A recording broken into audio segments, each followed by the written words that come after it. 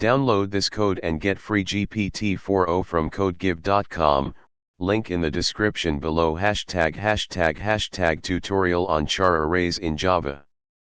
In Java, a char array is an array that holds characters.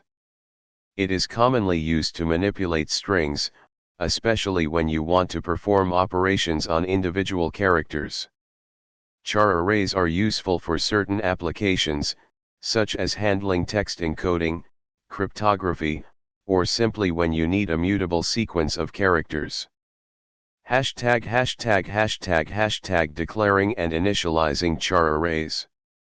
To declare a char array in Java, you can use the following syntax.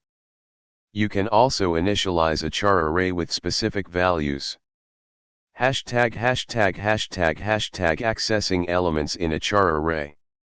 You can access elements in a char array using an index, just like you would with any other array in Java. Note that array indices start at 0. ######. Modifying elements in a char array. You can modify elements in a char array by assigning a new value to a specific index. ######. Example, char array operations. Here's a complete example demonstrating the use of char arrays in Java. In this example, we'll create a char array from a string, modify it, and then convert it back to a string. #####. Explanation of the code. 1. Creating a char array, we start by converting a string to a char array using the toCharArray method. 2. Printing the char array, we define a helper method printCharArray, to print each character in the array.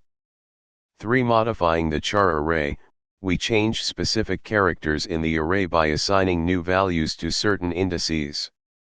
4. Converting back to string, finally, we convert the modified char array back to a string using the string constructor.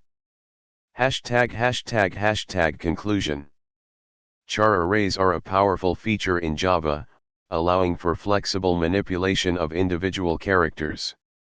They are particularly useful in situations where strings need to be modified frequently, as strings in Java are immutable. Understanding how to work with char arrays can help you efficiently handle character data in your applications.